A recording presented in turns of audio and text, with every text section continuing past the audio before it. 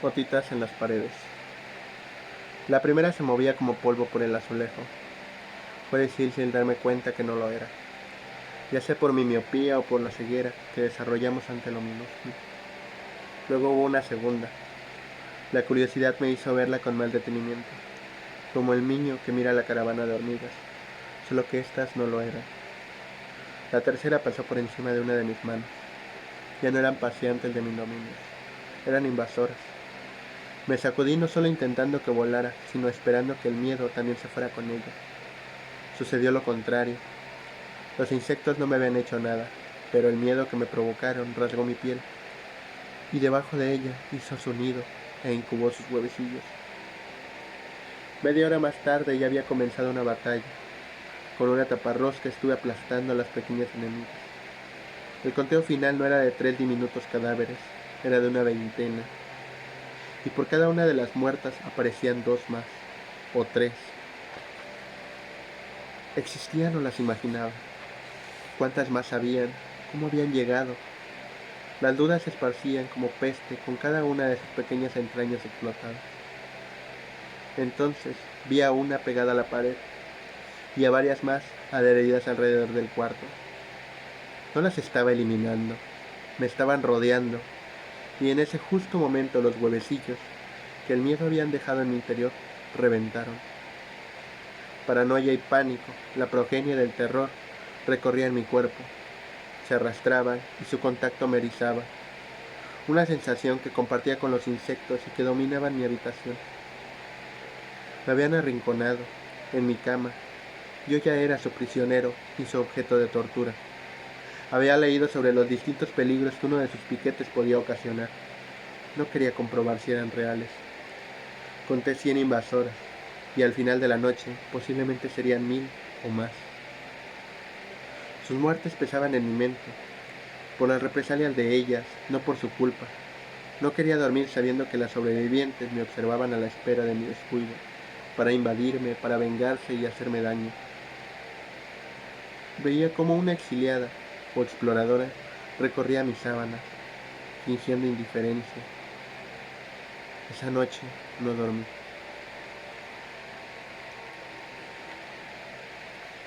Hola, mi nombre es Javier Sánchez, soy un escritor de Cancún. El anterior texto es un cuento fantástico que llevo trabajando un par de meses.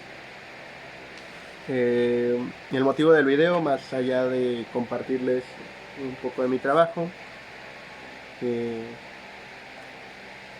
me gusta mucho y hace mucho nuevo, es también para darles como una pequeña charla, como a motivo de compartirles un tip, pero también para motivar a las personas a que escriban más. Es como hacer unos pequeños textos, porque luego cuando uno empieza a escribir piensa que tal vez debe hacer una novela, ¿no? Y no sabe que pues primero se tienen que dar algunos diminutos pasos para luego dar unos grandes saltos, como sería ya sea una novela o un cuento como tal, que también lleva mucha dificultad lograrlo, y lograrlo bien más allá de hacerlo nada más.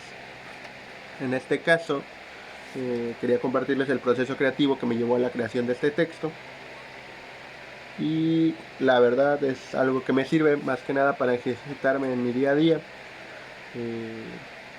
o en los tiempos en los que me doy para escribir, para no dejarlo de hacer, pero también para hacerlo de una manera, ¿cómo se podría decir? Autodidacta, pero también amena. En este caso, el texto que les acabo de leer parte de una anécdota combinado con una emoción. La anécdota es que en mi casa, durante los tiempos en los que escribí el texto, tenía una pequeña invasión de pulgas. No más que una invasión, era una... me había infestado porque tengo mascotas. Y los insectos, sobre todo los diminutos, muy pequeños, lo que sean piojos, pulgas, garrapatas y eso, me dan una fobia terrible. Entonces lo combiné con eso y se puede ver durante el texto. Y muchas de las historias que luego llegamos a leer eh, parten de eso, de una anécdota y una emoción. Podemos citar, por ejemplo, a Gabriel García Márquez con su novela corta Noticia de un secuestro, que parte de una anécdota en la que Gabriel García Márquez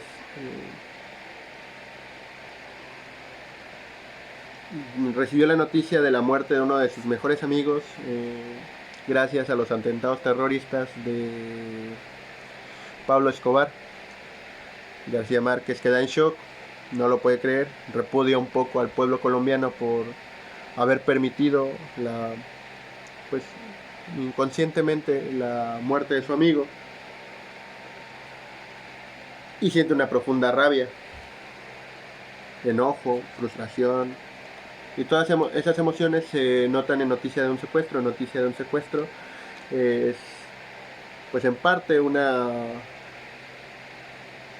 se puede decir? Una respuesta a la violencia de ese entonces en el pueblo de Colombia, pero también en Latinoamérica, que desgraciadamente seguimos viviendo, pero que si uno lee Noticia de un secuestro se da cuenta pues de esa emoción generalizada. Y pues así son varios textos, así es. Por ejemplo, este y muchos a veces parten de esas emociones, del amor, de la tristeza. Pero decimos, ¿cómo escribimos? ¿Cómo empezamos? Pues podemos empezar por eso. ¿Por qué nos hizo sentir esa emoción? ¿Con qué lo comparamos? ¿Con una invasión? ¿Con un sentido de vacío? ¿Con eh, la vez que me perdí y no sentía muy bien a dónde pertenecía? Ese tipo de sensaciones llevan a grandes textos, pero que si no trabajamos pues nunca van a llegar. Y la única manera en la que podemos trabajar es haciendo pequeños relatos, aunque todavía no tengan un conflicto desarrollado, aunque no tengan como tal un objetivo claro, pero más allá el objetivo debe ser escribirlo, para tenerlo en lo físico y a través de eso poder trabajar. En este caso el texto que les acabo de leer es un texto que empezó con un pequeño párrafo, el del principio, pero detonó en casi 3 párrafos que ya llevo y que quiero continuar, porque quiero hacerlo todavía un texto más largo. Durante mi lectura, cuando lo compartí con otras personas, ellos decían que se parecía mucho a un texto que tiene Arriola, que se llama La Migala, que recomiendo mucho. Y pues sí, o sea, tiene pues algunas referencias, solo que en el texto de La Migala de Juan José Arriola se aborda el desamor y la tristeza que conlleva el desamor. En este, como tal, si lo pueden ver, es la ansiedad. Y pueden hacer sus comparativas. Pueden inspirarse en otros textos para escribir ustedes los propios, pero teniendo en cuenta su visión personal de lo que quieren escribir. Y gracias a esa visión pueden explorarse a sí mismos y tener su propio lenguaje partiendo de una imitación de alguien más. Y bueno, espero no haberlos aburrido ni que suene rebuscado. Espero también que el texto les haya gustado, pero que también se motiven a escribir gracias a estas palabras y también a esta pequeña anécdota, charla. Y espero que les haya gustado.